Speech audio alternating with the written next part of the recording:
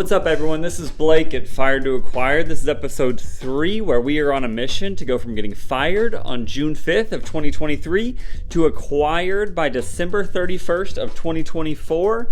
On this episode, we're talking about the exciting project introducing Mattress.AI.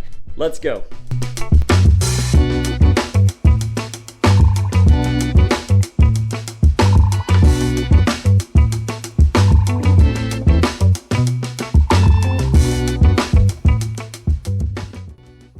All right, but first, let's talk about all this AI stuff everyone is buzzing around about. So what is AI and how are we using it at Mattress.AI to our advantage? So like a lot of you, I'm sure, about 6 months ago, I used ChatGPT. And when I used it, again, like a lot of you, I was amazed. The difference between some of you is I can have a bit of an obsessive personality. So for 4 months after that, I was doing nothing but researching about AI and about transformers and vector databases and how exactly does this ChatGPT thing work. And throughout that research, I got a lot of analogies and a lot of different talking heads trying to explain to me how it worked, and then me trying to imagine how this is going to impact the future. So I have my take on it now. Hopefully I can make it as palatable for regular people as possible. Tech people probably won't like my explanation, super high-tech people, but what I want to do is bring it to you guys so that hopefully you can understand it and take advantage of it for your own benefit.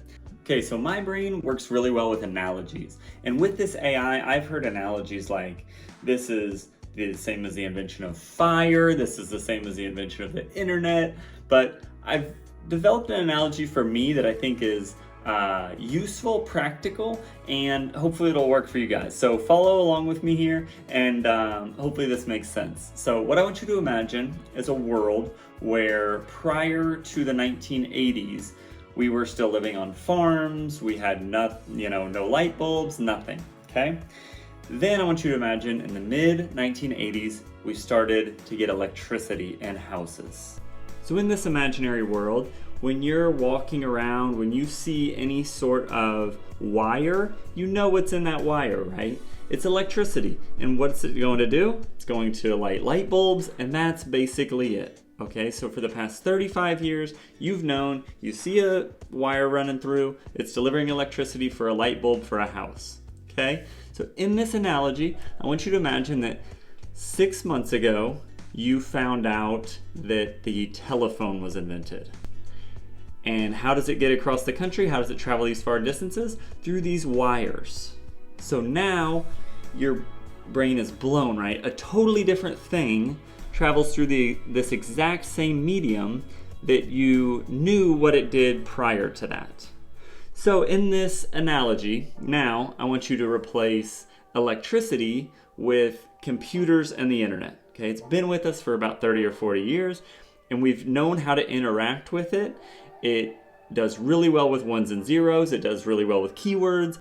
And now this AI, these transformers, the vector databases, what this has done is it's allowed computers and the internet to reason with words.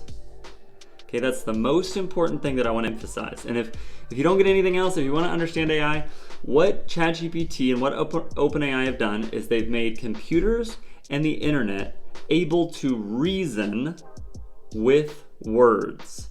And this is where it's categorically different than something like Google. So let me give you an example. Okay, so to show you guys what I mean, I loaded up Google here with a simple sentence. Where should I go on vacation if I like the heat but no humidity? Let's see what happens. Okay, so we got some paid ads, exotic place with low heat humidity. This looks like, well, we'll skip that because it's paid. Down here, 8 places where the weather's always perfect. Spring break without the humidity, so decent results. Now let's look at what ChatGPT says to the same question. Here we go. So it gives me a summary, and then it does give some specific locations that are good vacation spots that have heat but not humidity. But now I want to just take it a step further. I think you guys get the point here. Let me go back to Google and let me add, where should I go on vacation if I like the heat but no humidity? And also if I have 3 young kids and want to show them historical landmarks. Okay, and so what it did was it pulled the keywords that I want to bring kids on vacation. It's recommending things like that. So a lot of the links either disregarded that I want heat but not humidity, or it disregarded the part where I want to show my kids landmarks. So now let's take this over to ChatGPT and do the exact same thing. All right, so for our results over here on the ChatGPT side, you can see it says, for a vacation that combines warm weather, low humidity, and historical landmarks suitable for family with kids, here are a few destinations to consider. So you can see what it recommended. It's still loading up, but it took all of those into consideration and gave me a clear and concise answer.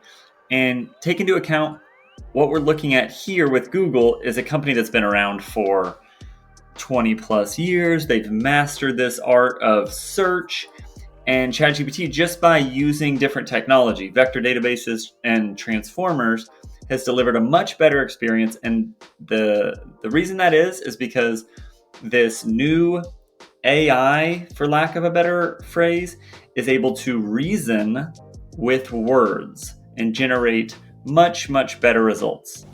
Oh, and for those of you that are here to see me hustle my face off, here's a montage of me Uber and Lyft driving.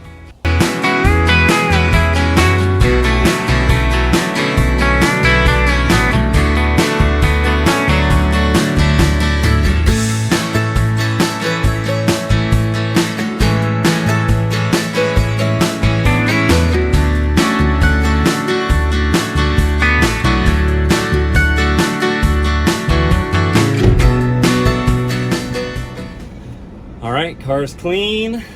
I'll put the results from Friday and Saturday up on the screen, and here we go.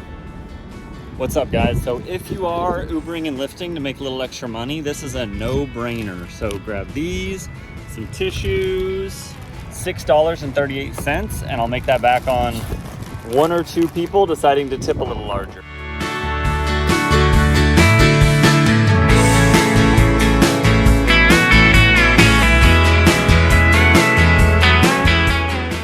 By the way, right now, if you're thinking, Blake, this is all really exciting, I wonder how this could help me and my business. Well, I do have some free time on my hands. I was recently fired, given the title of the vlog, Fired to Acquired.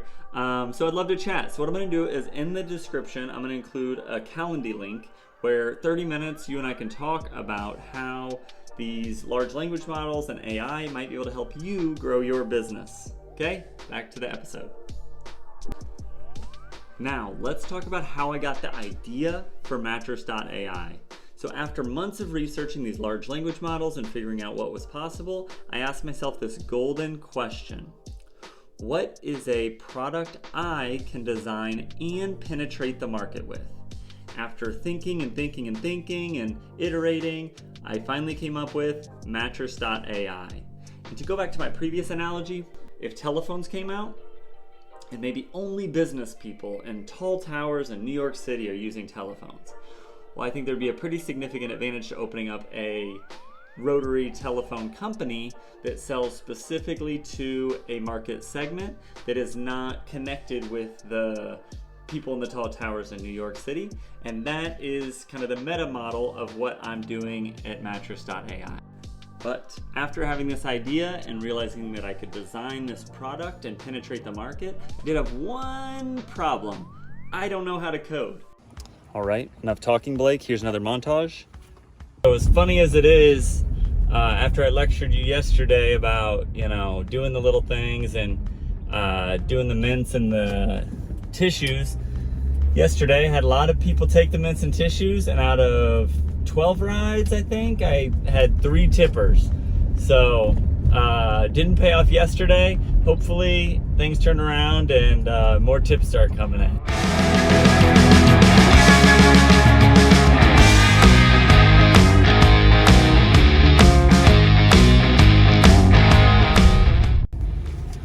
Hey everyone, I wanted to share my results of my best ride sharing day ever. So I'll put the results up on the screen, but you can see 972 I made on the app. So how that happened is Initially, they give you a 60 ride bonus for when you first get signed up. With Lyft, if you hit those 60 rides, you get a $700 bonus. So on the app, I did 272 today of rides plus a $700 bonus. But if you think I stopped short of $1,000, you'd be wrong. I made $10 in or $30 in cash tips to make the total for the day of $1,002.78. Oh, it's beautiful. Come out here and do this. So with getting help, I really had two options in my mind. One was put some money together, hire some Indian developers to just build it. Just take my vision and build it.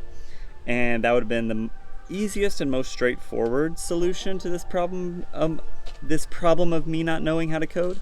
But I don't always take the most obvious way. So what I did instead was I figured out what tools would be needed to build this program. So the three are experience with large language models, knowledge of what they can do, what they can't do, Python, and also this development tool called LangChain. So what did I do next? I got on Twitter and just started searching around, scouring all of Twitter. Who's building things? Who's using these tools?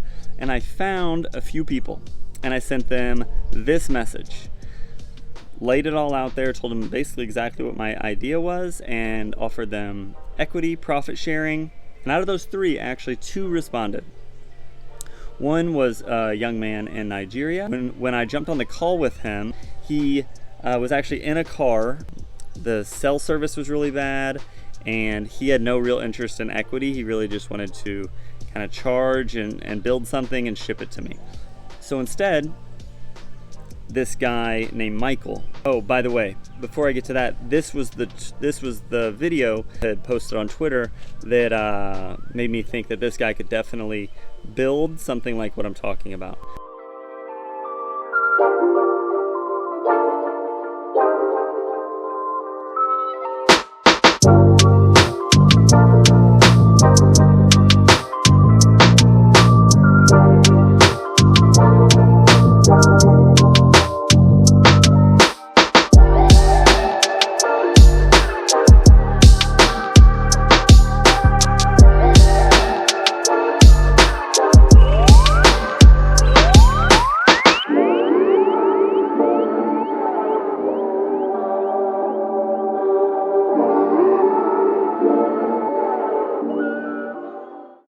So him and I met. He said, yeah, that's a great idea, and we'd love to partner with you in that. And that's the big thing is now I have someone who cares, someone who has equity, someone who has a high level of excitement for this thing going well. Because like I said, guys, the goal, $2 to $5 million acquisition, 12 to 18 months from now.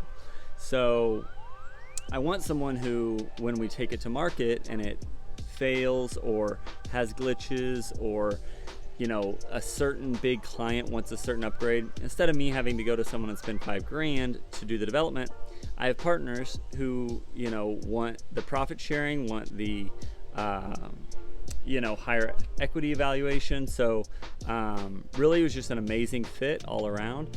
And we've been working and developing it. They're in the UK. And so far it's just been a lot of Zoom meetings and then building the product. So that is a brief summary of where things are at right now with Mattress.AI. If you're ready for a real, unfiltered, raw story, watching it in real time, the ups, the downs, the highs, the lows, then this vlog is for you. Please subscribe, like, leave a comment. Thank you, and look forward to seeing you in the next video.